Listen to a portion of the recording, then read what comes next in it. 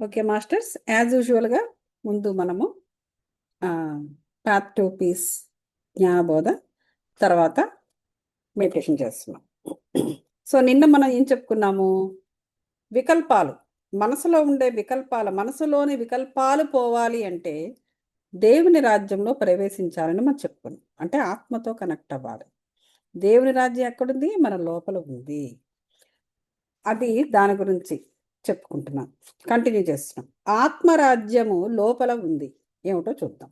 The kingdom of God is with in. అంటే ఆత్మరాజ్యము అంటే Kingdom of God అంటేనే ఆత్మరాజ్యం. అంటే మన ఆత్మే దేవుడు. అది ఎక్కడుంది? లోపల ఉంది. లోపల అంటే ఈ దేహాన్ని రెండు సపరేట్ భాగాలుగా చేస్తే లోపల కనిపిస్తుంది అన్నది కాదు. అంటే ఏంటంటే నువ్వు లోనికి ప్రవేశించాలి. నీ బ్రెయిన్లో సబ్కాన్షియస్ లెవెల్లో నువ్వు నీ ఆత్మతో కనెక్ట్ అవుతావు అని అర్థము. నోటితో ప్రార్థనలు చేస్తే అది బయట ప్రపంచంలో మనం చేసే చర్యే కానీ అది లోపలి ప్రపంచంలోకి వెళ్ళే చర్య ఎంత మాత్రము కాదు.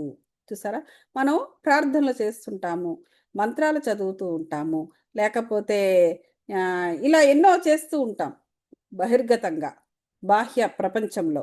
అవన్నీ కూడా చేసేవి ఏంటంటే నీకు దేవుని యొక్క ఉనికి ఉంది అని తెలియపరచడానికే. అలా మన పెద్దవాళ్ళు అలా పెట్టారు.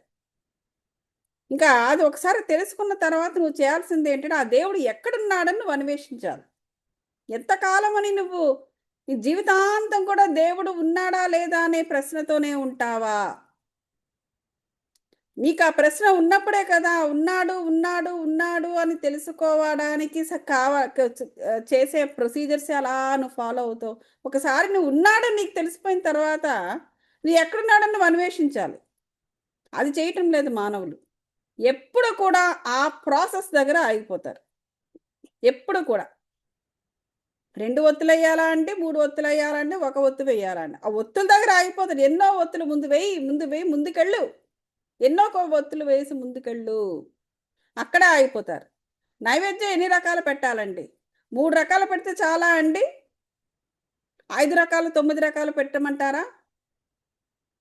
అయితే ఒక్కొక్క రకము ఒక్కొక్క నైవేద్యంగా మనం ఎలా అనుకుంటాం అంటే ఒకటే ఐటమ్తో బియ్యం పిండితోనే 3 రకాలు చేయొచ్చా అండి? లేకపోతే బియ్యం పిండితో ఒక రకము, గోధుమ పిండితో ఒక రకము, సజ్జలు జొన్నలు వాటితో, లేకపోతే పొటాటోతో మరో రకము చేయాలంటారా? ఇన్ని రకాల ప్రశ్నలు అన్నమాట. అవన్నీ నీ ఇష్టము. దేవుడు అడిగాడా? దేవుడు ఉన్నాడు అని మనకు అనిపించడానికి పండగలు. ఆ పండగల్లో ఇవన్నీ కూడా సరదాలు. అవన్నీ మానేసేసి నువ్వు కూర్చుని ధ్యానం చెయ్యి, లోపలికి ప్రవేశించు, ఆనాపాన సతి చెయ్యి. ఆ దేవుడు నీ లోపలే కనిపిస్తాడు. నువ్వు ఈ ప్రొసీజర్స్ 9 రకాల వంటలు 15 రకాల వంటలు ఇవన్నీ చేసినప్పుడు కనిపించని దేవుడు ఓ అరగంట నీ లోపల నువ్వు ప్రయాణం చేసి నీకు కనిపించేస్తాడు. అదనమాట. ఇకపోతే ధ్యానం అంటే మన ప్రాపంచిక స్థితిని మనం మర్చిపోవడమే. అంతే కదా. నువ్వు ప్రాపంచికంగా అన్నీ మర్చిపోతే నువ్వు ధ్యానం కుదురుతుంది, లేకపోతే కుదరదు. మనం ఆల్రెడీ అష్టాంగ రాజయోగం, పతంజలి సూత్రాలు, అది ముక్తికి మార్గము, ఈ 2 కలిపి వినండి మళ్ళీ రికార్డింగ్స్. ధ్యానము అనేది ఎన్నవది? ధ్యానానికి ముందు మనం చేయాల్సింది ఆసన స్థితి, ప్రాణాయామము, ప్రత్యాహారము. ఇవన్నీ చేసిన తర్వాతే నీకు ధ్యానం అనేది కుదురుతుంది. సరైన అంటే ట్రూ మెడిటేషన్. మామూలుగా చేయకపోయినా నువ్వు ప్రశాంతం కూర్చుంటే బాగానే ఉంటుంది. కానీ నిజమైన స్థితిలోకి నువ్వు వెళ్ళాలంటే ఇవన్నీ సెట్ అవ్వాలన్నమాట. నీ శరీరం దానికి ఎలా అయినా అవ్వాలి. ఆ శరీరం ఎలా అయినా అవ్వని వాళ్ళు ఏం చేస్తుంటారు? ఫస్ట్ ఫిజికల్ యోగా నుంచి మొదలెడతారు, హఠయోగం నుంచి మొదలు పెడతారు. ఆల్రెడీ పాత జన్మల్లో పూర్వజన్మల్లో ఇవన్నీ చేసేసి ఉన్నవారికి ఇలా కూర్చోగానే అలా కనెక్ట్ అయిపోతూ ఉంటారు. రాజయోగం అంత ఫాస్ట్గా వాళ్ళకి క్విక్గా వాళ్ళు రాజయోగులు అయిపోతూ ఉంటారు. ఎందుకు? అంతకన్నా ముందు ఈ ఆసనము, ప్రత్యాహారము, ప్రాణాయామం ఇవన్నీ కూడా పాత జన్మల్లో వాళ్ళు సాధించేశారు. వాళ్ళు ఈ జన్మలో వాళ్ళకు జస్ట్ 5 నిమిషాలు కూర్చుంటే వాళ్ళ యూనివర్స్తో కనెక్ట్ అయిపోతున్నారు. అది మనం అలా అర్థం చేసుకోవాలి. సో ఆ స్థితికి రావాలి. మనము మన లౌకిక స్థితిని, మన శారీరక స్థితిని, మన మానసిక స్థితిని మనం మరిచిపోయి ఆలోచన రహిత స్థితికి చేరాలి. నేను ప్రతి మెడిటేషన్‌లో చెప్తూ ఉంటాను. ఆలోచన రహిత స్థితి అంటే ఆలోచనే ఉండకూడదు. కళ్ళు మూసుకుంటే ఏ ఆలోచన రాకూడదు. మనుషులు కనబడకూడదు. దృశ్యాలు కనబడకూడదు. ఇంట్లో అదేమైపోతుంది, ఇదేమైపోతుంది అనేటువంటి వర్రీ ఉండకూడదు. Full blank. అది ఆలోచన రహిత స్థితి. అప్పుడే నువ్వు ఆత్మరాజ్యంలోకి అడుగు పెట్టగలవు. అప్పుడు మనం ఆ యొక్క ధ్యాన భూమికల్లో, ఆ యొక్క దేవుని దివ్య భూమికల్లో, ఆ యొక్క సూక్ష్మ లోకాలలో, కారణ లోకాలలో, మహాకారణ లోకాల్లో కూడా ప్రవేశించగలము. సూక్ష్మ శరీరముతో మనము చేసే యోగము, కలయిక, నిజమైన ధ్యానము. అంటే కంప్లీట్‌గా ధ్యాన స్థితికి వెళతామని. కొంతవరకు వెళ్ళినా ధ్యానమే. మీరు అందులోకి వెళ్ళకపోతే ఇంక మాకు ధ్యానం రాదేమో అని మళ్ళీ వర్రీ అవ్వద్దు. వర్రీ ఉంటే ఏది కుదరదు. కొంతవరకు నువ్వు లోపలికెళ్ళినా అది ధ్యానమే. ఇంకా నువ్వు లోపలికెళ్ళి నీ సూక్ష్మ శరీరంతో నువ్వు కలిసి ఉన్నప్పుడు అది అక్కడి నుంచి ట్రూ మెడిటేషన్. అక్కడి నుంచి నీ ప్రయాణం మొదలైపోతుందనమాట. ఇప్పుడు అంతవరకు ఉన్న ప్రయాణం ఏంటంటే బయట నుంచి నువ్వు లోపలికి వస్తున్నావు. అంటే ఏంటి? బయట ప్రపంచంతో నువ్వు డిస్కనెక్ట్ అవుతున్నావు. ఒక్కసారి సూక్ష్మ శరీరంతో నీ యాస్ట్రల్ బాడీతో నువ్వు కలిసిపోయావంటే ఇంకక్కడి నుంచి నీ ప్రయాణం మొదలవుతూనే ఇంకా మొదలైపోయిందనమాట. అలాగా కారణలోకాల్లో, మహాకారణ లోకాల్లో చెప్పుకున్నాను. సమాధి స్థితి, మహాసమాధి స్థితి, ఆనందమయ కోశానికి మనము టచ్ చేసేస్తాము. ఇక్కడ మనకు ఆ దివ్య ధర్మం అన్నది దొరుకుతుంది. అక్కడ మనకి దివ్య ధర్మము అంటే అంతా కూడా దేవుని యొక్క ధర్మాలే. అంతా నీకు ఇంక దేవునితో నువ్వు కలిసి నడవడం అనేది జరుగుతుంది. దాన్ని చేజిక్కించుకుని మళ్ళీ ఈ లోకంలో ప్రవేశించి ఇక నుంచి ఆ దివ్య ధర్మం ప్రకారము మనం మన దైనందిన జీవితాన్ని జీవించాలి.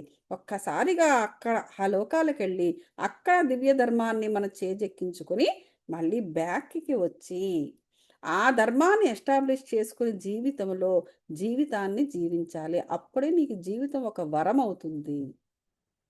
అంతే తప్ప బయట ఉన్న చెత్తంతా తీసుకుని దాన్ని మన ఇంట్లో పెట్టుకోవడం అనేది అది నిజమైన వరము కాదు. చాలామంది బయట వాళ్ళకి కనెక్ట్ అవుతూ ఉంటారు. ఆ బయట ఉన్న చెత్త అదంతా కూడా ఆ చెత్తనంతా తీసుకుని ఇంట్లో పెట్టుకుంటూ ఉంటారు. అదొక జీవన విధానం. అదేమిటో మరి. అలాంటివి కూడా జీవన విధానాలని నేను ఆశ్చర్యపోతూ ఉంటాను. సో, అలాంటి వాళ్ళకి అసలు ముక్తి ఉండదు, ఏమీ ఉండదు. అంతేగాని మన మూర్ఖ సమాజం చెప్పినట్లు, ఆ మూర్ఖ సమాజానికి ప్రతిబింబాలైన మన తల్లిదండ్రులు చెప్పినట్లు ఆ ధర్మము అన్నిటికీ తల ఊపే ధర్మము మన ధర్మము కాకూడదు. అంటే కొంతమంది ఉంటారు, తల్లిదండ్రులు అంటున్నారని కాదు, వారు కూడా మూర్ఖ సమాజంలోని వాళ్ళే అయినట్లయితే అంటే వాళ్ళకి కూడా ఈ స్పిరిచువాలిటీ, ఈ ఆత్మరాజ్యము, దేవుని రాజ్యము ఇలాంటివి ఏమీ తెలియని వాళ్ళైనప్పుడు వారు కూడా మూర్ఖ సమాజానికి సంబంధించిన వాళ్ళే అవుతారు. అందువల్ల వాళ్ళు చెప్పినట్టుగల్లా కూడా తల ఆడించొద్దు అనేసి చెబుతున్నారు ఇక్కడ. జ్ఞాని బాలోన్మత్తవత్. ఓకే. జ్ఞాని బాలోన్మత్తవత్. సారీ, ఇంకోటి ఉంది పేజీ. ధ్యానములోంచి వచ్చిన ధర్మమే నిజమైన ధర్మము. ఓకే. అంటే ధ్యానంలో నుంచి వచ్చిన ధర్మం అంటే ఏంటి? మన ధ్యానం అంటే ఏమని చెప్పుకున్నాం? మనము ముక్తికి మార్గంలో చెప్పుకున్నాం. ఏం చెప్పుకున్నాం? సత్యం అని చెప్పుకున్నాం. సత్య మార్గంలో ఉండడమే ధ్యానము, సత్య మార్గంలో ఉండడమే ముక్తి అని కూడా మనం చెప్పుకున్నాం. ధ్యాన మార్గం అంటే సత్య మార్గము. నువ్వు సత్యాన్ని అన్వేషించాలి అంటే ధ్యానంలోకే వెళ్ళాలి. బుద్ధుడు కూడా అలాగే చేశాడు. సత్యాన్ని అన్వేషించడానికి వెళ్ళాడు. ఎన్నో సంవత్సరాలు అందులోనే పోయిందని. ఫైనల్గా ఒక దగ్గర ఆగిపోయాడు. అతను ఎక్కడైతే ఆగిపోయాడో ఇంకా నీరసించి ఆగిపోయాడు. ఎక్కడైతే ఆగిపోయాడో ఆ ప్లేస్లో అతను రియలైజేషన్ జరిగింది, తన లోపలే ఉంది అనేసి. సత్యము, దేవుడు అన్నది ఎక్కడైతే దొరికిందో దాన్నే దాన్నే ఏంటది బోధి చెట్టు అంటారు. బోధి చెట్టు అంటే అర్థం ఏంటి? అతను దుఃఖానికి మార్గం అక్కడే తెలుసుకున్నాడు. ఆయన దాన్ని వెతకడానికి వెళ్ళాడు. సత్యం ఏంటి? ఈ దుఃఖం అనేది ఎక్కడ నుంచి వస్తుంది, ఈ దుఃఖాన్ని ఎలా రూపుమాపాలని బయలుదేరాడు ఆయన. ఆయన కారణం అది. సత్యాన్ని వెతుక్కుంటూ వెళ్ళాడు. కరెక్ట్గా ఆ సత్యం అనేది అప్పటికే ఆయన తనలో ఉన్న దుఃఖాన్ని జయించేశారు. ఆయన అప్పటికే ఆయన అర్హంత్. అక్కడికి వచ్చిన తర్వాత మార్గం దొరికింది ఆయనకి. రియలైజ్ అయ్యాడు మైండ్లో. అదే అక్కడ చెట్టు దగ్గర, ఆ చెట్టుకే వాళ్ళు అంటారు బోధి చెట్టు అంటారు. బోధి అంటే అప్పుడు అక్కడ ఎగ్జాక్ట్గా అతను బోధిసత్వుడు అయ్యాడు. సెకండ్ స్టేజ్కి వెళ్ళాడు ఆయన.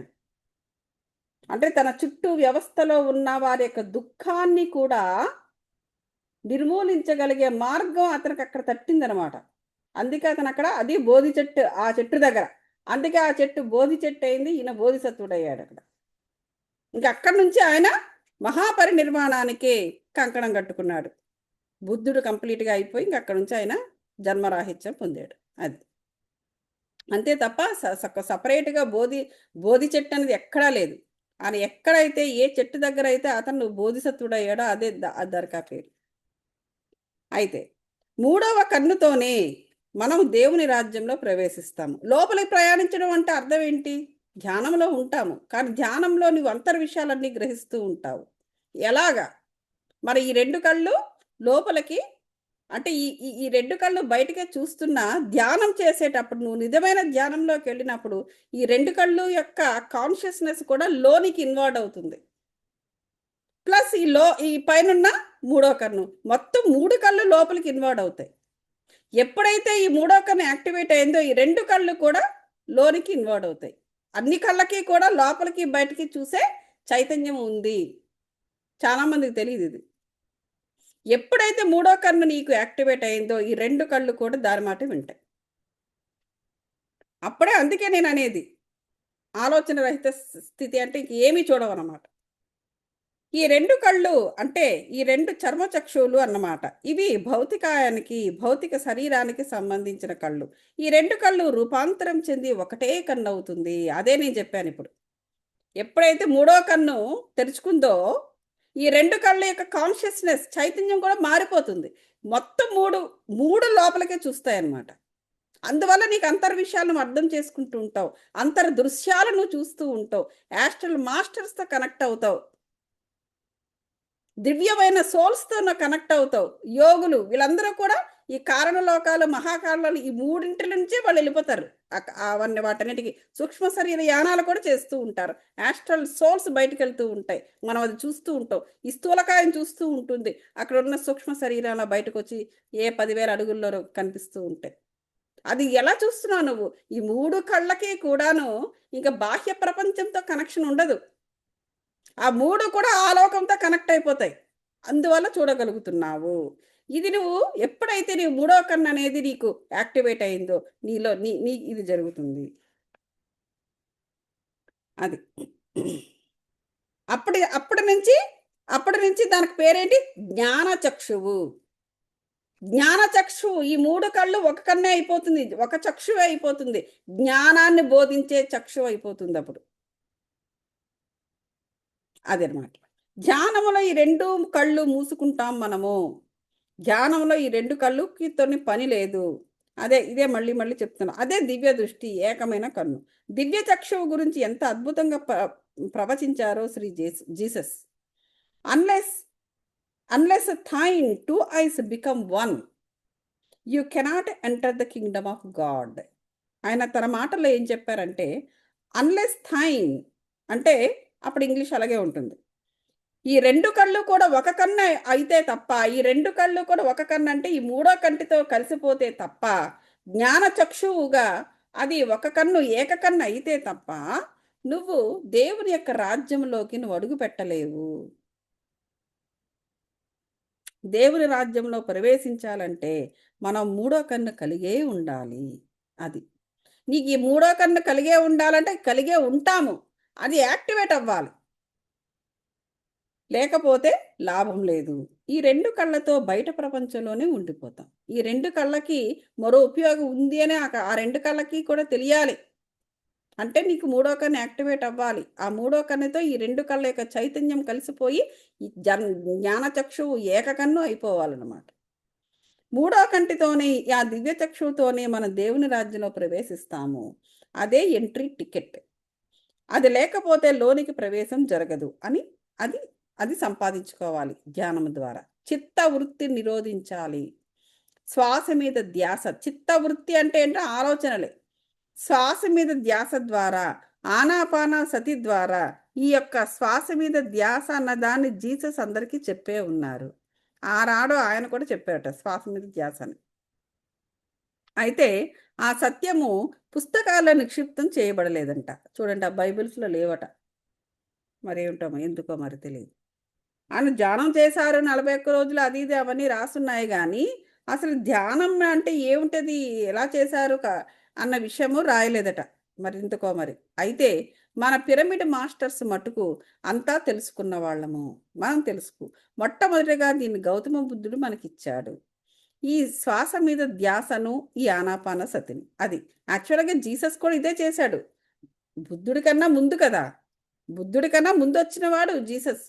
జీసస్ కూడా ఈ శ్వాస మీద ధ్యాస ధ్యాస ద్వారానే ఆయన ధ్యానం చేశాడు. ఆయన చెప్పాడట ప్రజలకి. కానీ ఎందుకో వాళ్ళ బుక్స్‌లోని రాయలేదు. మనకందరికీ కూడా ఇంట్రొడ్యూస్ అయినది జీసస్ వల్ల కాదు.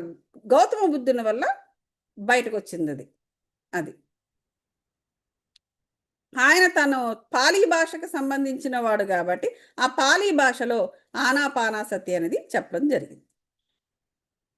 ఎస్సీన్స్ అనే యోగ పుంగవుల నుంచి ధ్యానం నేర్చుకున్నారు.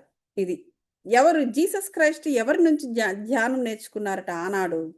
ఎస్సీన్స్ అని పిలువబడే యోగుల యోగ కుటుంబాల వారి దగ్గర చిన్నప్పుడే యోగ పద్ధతులన్నీ స్వీకరించి ధ్యాన పద్ధతులన్నీ నేర్చుకుని గొప్ప యోగి అయ్యి, గొప్ప ఋషి అయ్యి, గొప్ప యోగీశ్వరుడయ్యి ఆ తర్వాత తన అద్భుతమైన ప్రబోధాలను ప్రపంచానికి ఇచ్చారు.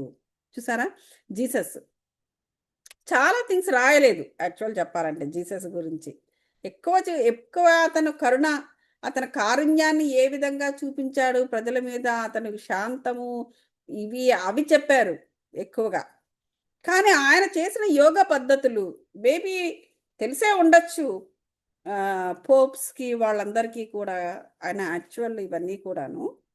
కానీ అవన్నీ కూడా మామూలు వాళ్ళందరికీ కూడా తెలీదు. అందుకనే ఈ యోగా అన్నది వాళ్ళెప్పుడు కూడా ఎప్పుడు నేను వినలేదు అట్‌లీస్ట్. నేనైతే వినలేదు. క్రిస్టియన్స్ అందరూ ధ్యానం చేస్తారని.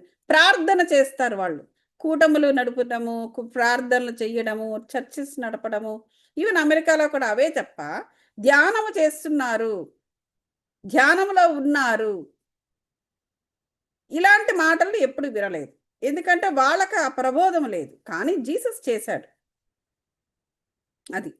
జీసస్ క్రైస్ట్ ఎస్సీన్స్ అని పిలువబడే యోగ పుంగవులు, కుటుంబాల దగ్గర చిన్నప్పుడే వెళ్ళి ఆ పద్ధతులన్నీ స్వీకరించి, ధ్యానం నేర్చుకుని, యోగయ్యి, ఋషి అయ్యి ఆయన తర్వాత ఈ అద్భుతమైన ప్రబోధాలను ప్రపంచానికి ఇచ్చారు.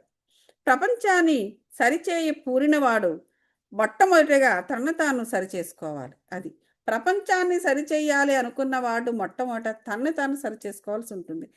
ఈ పని చెయ్యొద్దు నువ్వు అంటే ముందు నువ్వు చేయకుండా ఉండాలి. అందుకే ఆయన తన చిన్నప్పటి నుంచే ధ్యాన స్థితిని సాధించడం మొదలుపెట్టారు. ఎస్సీన్స్ అనే యోగ పుంగవుల దగ్గరకు వెళ్ళి ఆయన ధ్యానం నేర్చుకున్నారు. ఎక్కడైనా గాని ప్రపంచంలో ధ్యాన పద్ధతి ఒకటే. దాని పేరే ఆనాపాన సతి. బుద్ధుడు పెట్టిన పేరు. శ్రీ జీసస్ క్రైస్ట్ భూమి పైకి రాకముందే 500 సంవత్సరాల పూర్వమే గౌతమ బుద్ధుడి ద్వారా ప్రపంచమంతటా ఆనాపాన సతి విరజిమ్మబడి ఉండింది. ఓకే. అయితే నేను ఇక్కడ తప్పు చెప్పాను. జీసస్ క్రైస్ట్ ముందు రాలేదు. గౌతమ బుద్ధుడే ముందొచ్చాడు. అంటే ఇక దీంట్లో ప్రకారం నేను ఇంకా చూడాలి. గౌతమ బుద్ధుడి ద్వారానే ప్రపంచం అంతటా అప్పటికే ఆనాపానసతి విరజిమ్మబడి ఉంది. తర్వాతే జీసస్ క్రైస్ట్ వచ్చారని చెబుతున్నారు. అదే మార్గంలో శ్రీ జీసస్ కూడా 40 రోజులు ఏకధాటిగా ధ్యానము చేసి ఆ మూడో కన్నును సంపాదించుకున్నారు. దాని ద్వారానే దేవుని రాజ్యంలో ప్రవేశించగలిగారు అని ఆయన ఖండితంగా చెప్పారు. Unless thine 2 ice become 1 you cannot enter the kingdom of God అన్నారు. ఎంత ఖచ్చితంగా ఆయన చెప్పారో చూడండి. వేరే మార్గం లేదు. అన్యదా శరణం నాస్తి. అది. జ్ఞాని బాలోన్మత్తవత్. మరొకటి కూడా జీసస్ ఖచ్చితంగా చెప్పారు. ఏమిటంట? Unless you become like a child, you cannot enter the kingdom of God. చూసారా? నువ్వు ఒక చిన్న పిల్లవాడి వలె మారిపోతే తప్ప, అంటే శారీరకంగా కాదు, మానసికంగా తప్ప నువ్వు దేవుని యొక్క రాజ్యంలో అడుగుపెట్టలేదు. ఒక చిన్న పిల్లవాడిగా మారిపోవడం అంటే అర్థం ఏమిటి? అంటే ఏమిటి? చిన్న పిల్లాడికి ఏమీ తెలీదు కదా! అలాగ నువ్వు ఏమీ తెలియని వాడిగా అయిపోవాలి. చిన్న పిల్లాడు ఎప్పుడు నవ్వుతూ ఉంటాడు. వాడికెప్పుడు ఆనందమే. ఏమి చూసినా వాడికి ఆనందమే, ఏమి చూసినా వాడికి సంతోషమే. అలా నువ్వు మారిపోవాలి. పెద్దవాళ్ళ మనస్తత్వం కలిగి, కుత్సితమైన మనస్తత్వం కలిగి, సంకుచితమైన మనస్తత్వం కలిగి దేవుని రాజ్యంలో ప్రవేశించలేరు. అంతే కదా!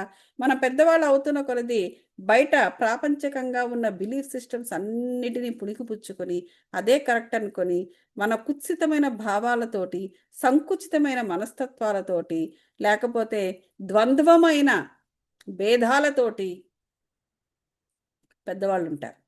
ఆ మనస్తత్వంతోటి, అటువంటి భావాలతోటి నువ్వు దేవుని రాజ్యంలో ప్రవేశించలేవు. ఆ భావాలన్నీ లేని స్టేజ్ ఏది మానవుడిది? చిన్నప్పుడు. 10 ఏళ్ల వరకు ఏమీ తెలియని స్థితి. ఆ స్థితిలోనే నువ్వు అప్పుడు అటువంటి స్థితిని నువ్వు మళ్ళీ తీసుకొచ్చినప్పుడే, పెద్దవాళ్ళయిపోయినా కూడా, అప్పుడే నువ్వు దేవుని రాజ్యంలోకి ప్రవేశించగలవు. చిన్న పిల్లవాడి మనస్తత్వం అంటే, చిన్న పిల్లవాడు ఎప్పుడూ కూడా వాడి మైండ్ అంతా స్వచ్ఛంగా, ప్యూర్‌గా, ఖాళీగా ఉంటుంది. తాను ఏదనుకుంటాడో అది చెప్తాడు. అంతే, ట్రాన్స్‌పరెంట్‌గా ఉండాలి. తన మనసులో ఏది ఉంటే అదే బయటికి చెప్తాడు వాడు. అది. బాలవాక్కు బ్రహ్మవాక్ అంటారు. కనుక ఆ బాలుని తత్వం రాకపోతే బ్రహ్మతత్వం ఏమాత్రము రాదు. అది. సో, మనమందరము కూడా పెద్దవాళ్ళమైపోయాం. ఎంతో పెరిగిపోయాం. ఈ సమాజం మనకిచ్చిన సత్యాలే, ఈ చర్మచక్షువులు మనకిచ్చిన సత్యాలే అని మనం అనుకుంటున్నాము. అది. సో, ఆ విధంగా మారిపోయి జ్ఞాని బాలోన్మత్తవత్ అన్నారు. అంటే ఏంటి? జ్ఞాని అన్నవాడు ఎల్లప్పుడూ బాలోన్మత్తవత్. ఆ ఒక బాలుడిలా ఉంటాడు. ఒక ఉన్మత్తుడిలా ఉంటాడు. అది. రద్యాచర్పట విరచిత కంతః పుణ్యాపుణ్య వివర్జిత పంతః యోగి యోగ నియోజిత చిత్తో రమతే బాలోన్మత్తవదేవ భజగోవిందంలో అనమాట. ఒక యోగి అయిన వాడు ఒక బాలుడిలాగా, ఒక ఉన్మత్తుడిలాగా సదా రమిస్తూ ఉంటాడు. రమించడం అంటే మరోలా కాదు, ఆత్మ. ఒక బాలుడిలా కాకపోతే దేవుని రాజ్యంలో ప్రవేశించలేడు. అది శంకరాచార్యుల వారు చెప్పినా, జీసస్ క్రైస్ట్ చెప్పినా, ఎవరు చెప్పినా సత్యం సత్యమే. అది. మనం ఎన్నో సంవత్సరాలు పెరిగిపోయాము. 20, 30, 40, 80 అయితే మళ్ళీ మనం ఆ చిన్న పిల్లవాడి తత్వం, 5 ఏళ్ల బాలుడి తత్వంలోకి చేరాలి. అప్పుడే ఆత్మరాజ్యంలో ప్రవేశించగలము. పుట్టినప్పుడు అందరికీ కూడా ఆ పైలోకాల గురించిన జ్ఞాపకాలే ఉంటాయి పుట్టగానే. అందుకే చూడు, పిల్లవాడు నిద్దట్లో వాడి నవ్వుకుంటూ ఉంటాడు. ఏదేదో మాట్లాడుతూ ఉంటాడు. ఎవరితో? పైలోకంలోనే ఉంటది వాడి మైండ్ ఇంకా. మనం ఇంకా భూమి మీద వచ్చేసినంత మాత్రం చేత భూమిలో పైన ఉన్న శక్తులన్నీ వాడు గ్రహించడు అప్పటికి. ఆ పైలోకంతోనే కనెక్షన్స్ ఉంటాయి. వాడు నవ్వుతూ ఉంటాడు, మాట్లాడుతూ ఉంటాడు, ఏదేదో చెప్తూ ఉంటాడు. ఇవన్నీ ఎవరితో? ఆ పైలోకంలో వాళ్ళతోనే. మళ్ళీ ఆ శైశవ స్థితికి చేరుకుంటే గాని, మనకు మళ్ళీ ఆ జ్ఞాపకాలు రావు. ఆ శైశవ స్థితికి చేరుకోవడం అంటే, మళ్ళీ మనం యాస్ట్రల్‌గా కరెక్షన్స్ ఏర్పరచుకుంటే తప్ప, ఈ స్థితి రాదు అని చెబుతున్నారిక్కడ. సో, యోగి యోగ నియోజిత చిత్తో రమతే బాలోన్మత్త దేవా అదనమాట. యోగి అన్నవాడు తన యోగ సాధనతో చిత్తాన్ని నియోజితం చేసినప్పుడు తిరిగి బాల్యతత్వాన్ని పొందుతాడు. అది. అప్పుడు ఎట్లా మరి నత్తవ దేవా అంటే, ఎలా మరి బాలుడిగా మళ్ళీ ఎలా మారాలి? ఎలా మారుతావు? యోగ సాధన. యోగ సాధనతో చిత్తాన్ని నియోజితము చేసినప్పుడు తిరిగి బాల్యతత్వాన్ని మళ్ళీ పొందుతామనమాట. అది ఇక్కడ చెబుతున్నాను. ఎందుకంటే ఆ స్టేజ్ నుంచి ఈ స్టేజ్‌కొచ్చాము గాబట్టి, మళ్ళీ మనం ఎక్కి వెళ్ళిన మెట్లే. మళ్ళీ తిరిగి దాని నుంచి కిందకి దిగలేమా? మళ్ళీ ఎక్కలేమా? అదనమాట.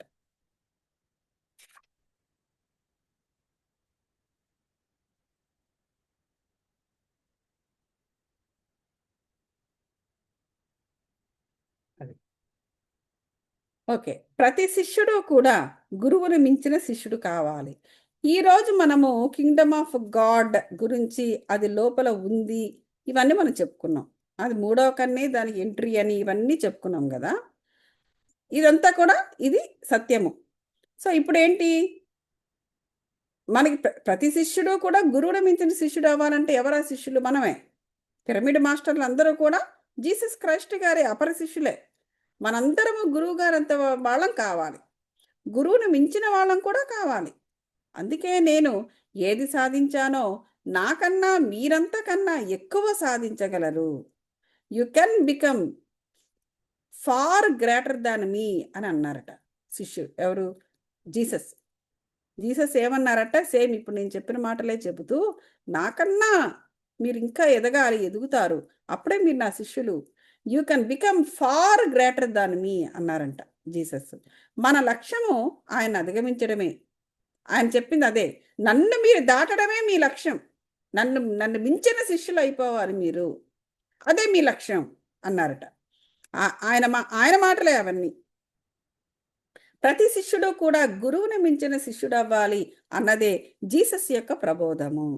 జీసస్ క్రైస్ట్ యొక్క అనుయాయులు అందరూ కూడా జీసస్ క్రైస్ట్ని అధిగమించాలి. అప్పుడే ఆయన సంతోషిస్తారు.